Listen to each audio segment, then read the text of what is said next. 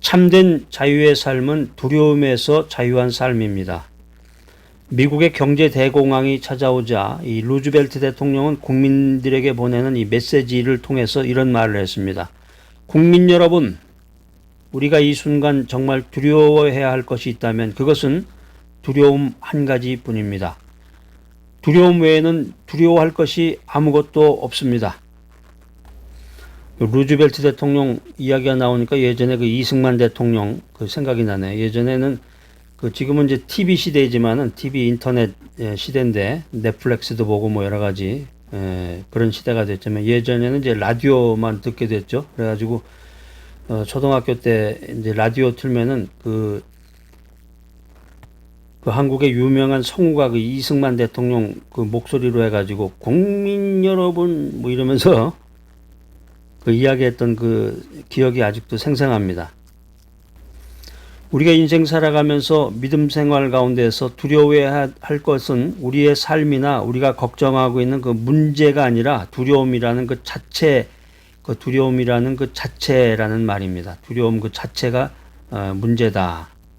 두려움 자체가 두려워해야 될 것이라는 거죠.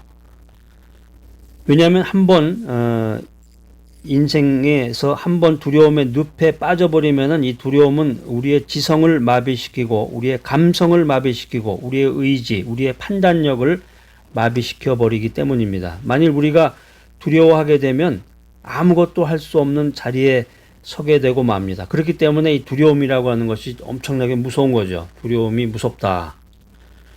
그러니까 이 현대사회 속에서 인간의 마음 속에 있는 이 두려움의 심리를 이용해서 발달한 산업이 뭐냐면은 그게 바로 보험업이에요. 보험. 여러분 보험 많이 들어놓으셨나요?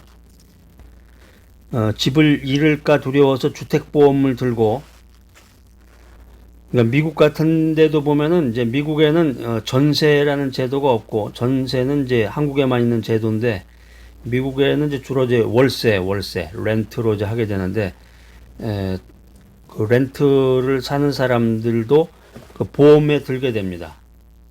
또 집에 불이 날까봐 화재가 날까봐 화재보험에 들게 되고 그 다음에 제일 중요한 게 이제 건강이죠. 건강을 잃어버릴까 두려워서 뭐 생명보험인데 이건 뭐 굉장히 많죠. 종류가. 여러분들도 아마 그 보험에 몇 가지 들어놓으신 게 있을 것 같은데 공장에서 일하다가 다치면 어쩔까 싶어서 산재보험 같은 것도 들고 이게 뭐냐면 이제 이 모든 게 이제 두려움 때문에 생긴 거죠. 두려움. 축구 선수들은 이제 발이 생명이잖아요. 축구 선수들은 발에 이상이 생기거나 그러면은 선수로서의 생명을 잃게 되니까 발보험에 든다고 그래요. 발보험. 피아니스트들은 손가락이 생명이잖아요. 손가락 보험에 들고. 우리가 인생길을 걸어가면서 결코 피할 수 없는 손님이 바로 이 두려움입니다. 시편 23편 4절에 보면 시편 기자는 이런 고백을 합니다. 내가 사망의 음침한 골짜기로 다닐지라도. 자, 우리가 인생 살다 보면 이 사망의 음침한 골짜기를 지날 때가 많이 있죠. 사망의 음침한 골짜기. 이게 예전에 아주 오래전에 시골 같은 데 가보면은 지금은 이제 전기불이 이제 요소에서 다 들어오는데 수도도 있고 뭐 전기도 있고 다 그런데 예전에는 요 서울에서 조금만 벗어나가지고 경기도 쪽만 나가도 전기가 안 들어왔어요. 제가 어렸을 때 친척이 양평에 살아가지고 양평 근처에 기차를 타고 가가지고 시골에 거기서 이제 방학 때 머문 기억이 나는데 지금은 보니까 그 양평 주변에 거기가 뭐 엄청나게 발전이 되어 있더라고요. 아주 무슨 쉽게 말하면 이제 전원주택 단지 같이 해서 굉장히 발전이 되어 있었는데 예전에는 아주 정말 전기도 안 들어오고 그다음에 수돗물도 안 들어오는 그런 지역들이 아주 굉장히 많았습니다. 그래가지고 밤만 되면은 깜깜한 거예요. 정말 칠흑같이 어두운 밤이라는 그 표현이 딱 맞는데 그러니까 이제 달이 떠 있을 때는 이제 그 달빛에 의존을 하는데 달도 구름에 가려 있거나 달빛이 환하지 않을 때는 정말 깜깜하더라고요. 아무것도 안 보여. 이 사망의 음침한 골짜기라는 것이 연상이 되는 그런 시골길이었습니다. 여기 이제 내가 사망의 음침한 골짜기로 다닐지라도 여기 음침한 이런 단어는 사실은 그림자라는 말로 번역하는 게 더 좋을 것 같습니다. 인생길을 우리가 걷다 보면은 그림자 있는 골짜기, 다시 말해서 죽음을 예고하는 그림자를 보게 될 때가 있습니다. 병에 걸리거나 사고를 당했을 때, 어느 날 문득 거울에 비친 자신의 늙은 모습을 보았을 때 우리는 죽음의 그림자를 보게 되고 두려움을 느끼게 됩니다. 왜 두려워하십니까?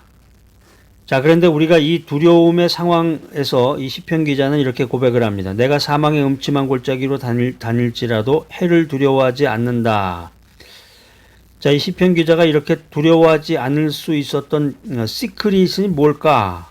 비밀이 무언가? 비결이 무엇인가? 왜 그는 두려워하지 않았을까? 성경에 나와 있는 말씀처럼 주께서 그와 함께 하셨기 때문입니다. 시편 23편 1절에 보면 여호와는 나의 목자시니, 여기서 이제 하나님의 이미지를 목자로 보여주는데, 하나님은 나의 목자만 되시는 게 아니라 내가 인생길을 걸어갈 때 나와 동행하는 동행자가 되어 주신다는 거죠. 목자 겸 동행자. 오늘 여기 아주 중요한 말씀 나오네요. 나와 동행하는 동행자가 되어 주신다, 하나님께서. 그래서 사망의 음침한 골짜기로 같이 걸어가 주신다, 하나님께서. 내가 사망의 음침한 골짜기로 가면서 그냥 무서워가지고 그냥 두려움 가운데 떠는 것이 아니라 사망의 음침한 골짜기로 같이 걸어가 주시고 주의 지팡이와 막대기로 함께 하시며 보호해 주신다. 이게 성경 말씀입니다. 여기 성경에 나와 있는 이 지팡이라고 하는 것은 방향 제시용으로 사용하는 것이고, 이 막대기라고 하는 것은 야생동물이 양을 공격할 때 그것을 쫓아내는 용도로 쓰였던 것입니다. 하나님은 우리에게 방향을 제시해 주시고 보호해 주고 위로해 주시는 분이십니다. 하나님은 원수에게서 우리를 지켜주십니다. 그러나 그 정도로 끝나는 것이 아니라 우리와 함께 하신다는 이 하나님의 프라미스, 하나님의 약속은 우리가 위험할 때 원수에게서 우리를 지켜주시는 정도에서 끝나지 않습니다. 시편 23편에 보면 계속해서 5절에 이런 5절에 나와 있는 그 말씀대로 원수의 목전에서 야 봐라, 이런 보란 듯이 풍성한 식탁을 베풀어 주시고 우리의 잔을 넘치는 은혜로 채워 주시는 분, 그분이 바로 우리의 목자 되신 하나님이십니다.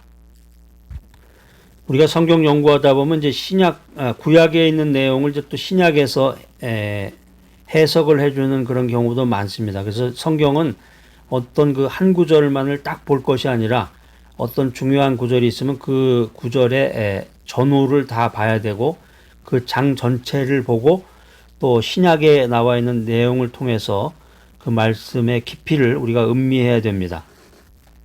시편 23편에 나와 있는 것처럼 우리 믿음의 크리스찬들의 삶이라고 하는 것은 예수님을 믿고 죄 용서함을 받아서 천국 가는 정도의 삶이 아닙니다. 그러니까 세상 사람들이 아주 잘 알아요. 성경에 대해서도 알고 예수가 누구냐 그러면 잘 알고 그러는데 한계가 있어, 한계.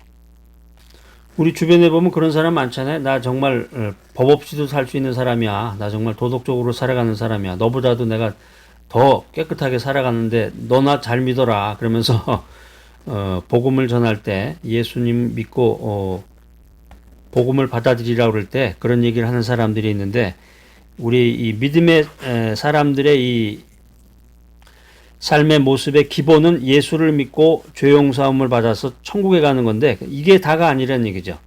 이게 다가 아니다. 이게 이제 신약에 보면 이 자세한 설명이 써져 있어요. 요한복음 10장 11절 빨리 찾아봐야지 하고서 저도 저 어떤 말씀이 쓰여져 있길래 아주 궁금하기도 하고 너무너무 기대가 됩니다. 요한복음 쫙 열어가지고 10장 11절을 딱 보니까 제가 한번 읽어드릴게요. 나는 선한 목자라.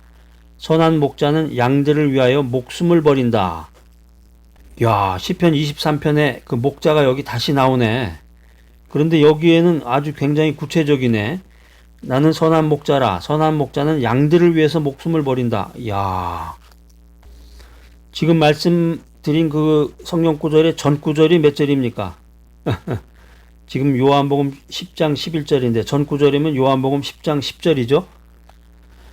요한복음 10장 10절에도 아주 엄청난 말이 써져 있어요. 내가 온 것은 양으로 생명을 얻게 하고 더 풍성히 얻게 하려는 것이라. 성경에 보면 모든 게 다 써져 있어요. 이거를 우리가 찾지를 못하고 해석을 못하니까 그냥 읽기에만 급급해가지고 성경 통독, 뭐죠? 1년에 성경 몇 번 통독한다. 그래가지고 막 급하게 초스피드로 읽기에만 바쁘다 보니까 이게 무슨 말인지를 해석을 못해서 그렇지. 오늘 저기 요한복음 10장 10절, 11절에 보니까 다 써져 있네요. 그러니까 그분의 양은 나 자신, 양이 나라고 그랬잖아요, 아까. 그분의 양은 생명만 얻는 것이 아니라 구원만 받는 게 아니라 풍성한 삶도 얻게 된다는 거죠. 성경에 써져 있잖아요, 이게. 시편 23편 아주 중요합니다. 이거 시편 23편 여러분들 기억날 때마다 시편 23편을 읽으시면 좋겠고, 나이 들어서는 이제 시편, 잠언, 전도서 이런 말씀 읽으면은 좀 이해가 되고 좀 더 이렇게 친숙하게 다가가기가 쉬울 것 같습니다. 시편 23편 5절 말씀을 평안도 버전으로 한번 제가 재밌게 한번 말씀드리겠습니다. 시편 23편 5절 말씀 이렇게 한번 밑줄 그어 놓으시고 큰 목소리로 한번 3번 읽으신 다음에 제가 들려드리는 재미있는 평안도 버전 한번 이렇게 참고해서 들으시면은 성경이 참 재밌을 거예요. 야, 이거 참 재밌다. 성경 말씀 재밌다. 친숙해지고 또 읽어봐야지. 자꾸 찾아봐야지. 이런 생각이 들 것 같아요. 자, 시편 23편 5절 평안도 버전. 보라오, 그 아구악적 같은 원수놈들이디, 그놈들 보란듯이 내 앞에다 고저 잔치상을 벌려주지 않았간, 고저 잔이 콸콸 넘치게 따라주시면서 고저 귀한 손님 대접하듯 하는 기야. 기리니끼니 그저 생각해보라오. 얼마나 이 속이 시원했간. 긴데다가 야 또 보라오. 기어이 한 번만 그러는 게 아니라야. 고저 평생 내 편이래 고롬. 사랑하는 여러분, 선한 목자 되신 우리 주님이 인생길의 동행자가 되셔서 우리를 지켜주시고 우리를 보호해주시고 우리 인생을 축복으로 채워주시는데 두려워할 이유가 어디 있겠습니까? 자, 오늘 이 귀한 메시지 들으신 여러분들, 하나님이 내 인생길의 동행자가 되어주신다, 이 사실을 굳게 믿으시고 두려움에서 자유한 존재로 살아가는 귀하고 복된 여러분 모두가 되시기를 간절히 기대합니다.